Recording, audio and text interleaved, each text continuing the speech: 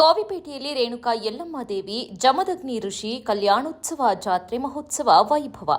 ಪಟ್ಟಣದ ಕೋವಿಪೇಟೆ ದುರ್ಗಮ್ಮ ದೇವಸ್ಥಾನದ ಹಿಂಭಾಗದಲ್ಲಿರುವ ಶ್ರೀಶಕ್ತಿ ಶ್ರೀ ರೇಣುಕಾ ಯಲ್ಲಮ್ಮ ದೇವಿ ದುರ್ಗಾದೇವಿ ಕ್ಷೇತ್ರದಲ್ಲಿ ಹೋಳಿ ಹುಣ್ಣಿಮೆಯ ಅಂಗವಾಗಿ ಲೋಕ ಕಲ್ಯಾಣಾರ್ಥವಾಗಿ ನಡೆಯುವ 19ನೇ ವರ್ಷದ ರೇಣುಕಾ ಯಲ್ಲಮ್ಮ ದೇವಿ ಹಾಗೂ ಜಮದಗ್ನಿ ಋಷಿಯವರ ಕಲ್ಯಾಣೋತ್ಸವ ಮತ್ತು ಜಾತ್ರೆ ಮಹೋತ್ಸವವು ಭಕ್ತಿ ಭಾವ ಹಾಗೂ ಧಾರ್ಮಿಕ ಉತ್ಸಾಹದ ನಡುವೆ ವೈಭವದಿಂದ ನಡೆಯುತ್ತಾ ಇದೆ.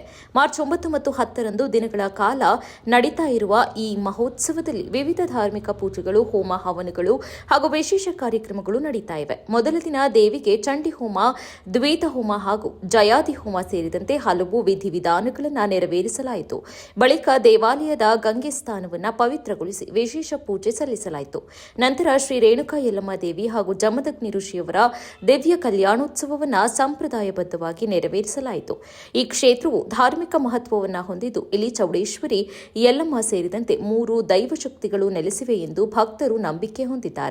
ಧರ್ಮ, ನ್ಯಾಯ ಹಾಗೂ ನೀತಿ ಮೌಲ್ಯಗಳನ್ನು ಸಾರುವ ಈ 3 ಶಕ್ತಿಗಳ ಆರಾಧನೆ ಈ ಕ್ಷೇತ್ರದ ವಿಶೇಷತೆ ಎಂದು ಹೇಳಲಾಗುತ್ತಿದೆ. ದೇವಿ ಹುತ್ತದ ರೂಪದಲ್ಲಿ ನೆಲೆಸಿರುವುದು ಕ್ಷೇತ್ರದ ಮತ್ತೊಂದು ವಿಶೇಷವಾಗಿದ್ದು, ಈ ಸ್ಥಳವನ್ನು ಭಕ್ತರು ಅಪಾರ ಭಕ್ತಿಯಿಂದ ಆರಾಧಿಸುತ್ತಾರೆ. ಧರ್ಮದರ್ಶಿಗಳಾದ ಉಮೇಶ್ ಸ್ವಾಮಿ ಮಾತನಾಡಿ, ಈ ಕ್ಷೇತ್ರದಲ್ಲಿ ಪ್ರತಿ ವರ್ಷವೂ ಲೋಕ ಕಲ್ಯಾಣ ಹಾಗೂ ಲೋಕ ರಕ್ಷಣೆಯ ಸಂಕಲ್ಪದೊಂದಿಗೆ ಜಾತ್ರೆ ಮತ್ತು ಕಲ್ಯಾಣೋತ್ಸವವನ್ನು ಆಚರಿಸಲಾಗುತ್ತದೆ. ಈಗಾಗಲೇ 19ನೇ ವರ್ಷಕ್ಕೆ ಕಾಲಿಟ್ಟಿರುವ ಈ ಮಹೋತ್ಸವ ಭಕ್ತರ ಸಹಕಾರದಿಂದಲೇ ನಿರಂತರವಾಗಿ ನಡೀತಾ ಇದೆ. ವಿವಿಧ ತಾಲೂಕು, ಜಿಲ್ಲೆ ಹಾಗೂ ರಾಜ್ಯದ ವಿವಿಧ ಭಾಗಗಳಿಂದ ಭಕ್ತರು ಇಲ್ಲಿ ಆಗಮಿಸಿ ದೇವಿಯ ದರ್ಶನ ಪಡೆದು ಆಶೀರ್ವಾದ ಪಡೆಯುತ್ತಾರೆ.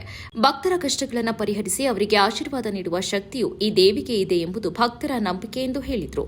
ಚಿತ್ರದುರ್ಗ, ದಾವಣಗೆರೆ, ಭದ್ರಾವತಿ, ಚಿಕ್ಕಮಗಳೂರು, ಕಡೂರು ಸೇರಿದಂತೆ ಅನೇಕ ಜಿಲ್ಲೆಗಳ ಭಕ್ತರು ಹಾಗೂ ಜೋಗತಿ ಅಮ್ಮನವರು ಈ ಮಹೋತ್ಸವದಲ್ಲಿ ಭಾಗವಹಿಸುತ್ತಿದ್ದಾರೆ. ಯಾವುದೇ ರಾಜಕೀಯ ಸಂಪರ್ಕವಿಲ್ಲದೆ ಸಂಪೂರ್ಣವಾಗಿ ಭಕ್ತರ ಸಹಕಾರ ಹಾಗೂ ಸೇವಾ ಭಾವದಿಂದಲೇ ಈ ಕ್ಷೇತ್ರ ಅಭಿವೃದ್ಧಿಯ ದಾರಿಯಲ್ಲಿ ಸಾಗ್ತಾ ಇರುವುದು ವಿಶೇಷ ಎಂದು ಅವರು ತಿಳಿಸಿದರು. 8/9/2026ರಂದು ಭಾನುವಾರ ದೇವಿಗೆ ಚಂಡಿ ಹೋಮ, ದುರ್ಗ ಹೋಮ, ಜಯದಿ ಹೋಮಗಳು ಹೆಚ್ಚಿನ ಭಾಗದಲ್ಲಿ ನೆರವೇರಿತು. ಅನಂತರವಾಗಿ ರಾತ್ರಿ ವೇಳೆಗೆ ಮತ್ತೊಮ್ಮೆ ಗಂಗೆ ಸ್ಥಾನವನ್ನು ಪವಿತ್ರಗೊಳಿಸಿದ್ದೀವಿ.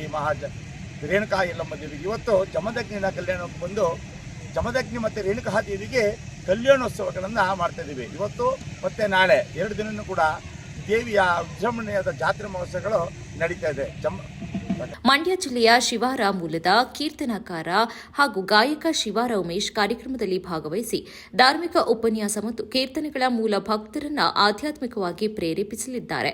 ಜಾತ್ರೆ ಮಹೋತ್ಸವದ ಅಂಗವಾಗಿ ದೇವಿಯ ವಿಶೇಷ ಪೂಜೆ, ಭಕ್ತರಿಗೆ ಪ್ರಸಾದ ವಿತರಣೆ ಹಾಗೂ ವಿವಿಧ ಧಾರ್ಮಿಕ ಕಾರ್ಯಕ್ರಮಗಳು ಮುಂದಿನ ದಿನಗಳಲ್ಲೂ ನಡೆಯಲಿದ್ದು, ಭಕ್ತರು ಹೆಚ್ಚಿನ ಸಂಖ್ಯೆಯಲ್ಲಿ ಆಗಮಿಸಿ ದೇವಿಯ ದರ್ಶನ ಪಡೆದು ಕಾರ್ಯಕ್ರಮವನ್ನು ಯಶಸ್ವಿಗೊಳಿಸುವಂತೆ ದೇವಸ್ಥಾನ ಆಡಳಿತ ಮಂಡಳಿ ಮನವಿಯನ್ನ ಮಾಡಿದ್ದಾರೆ.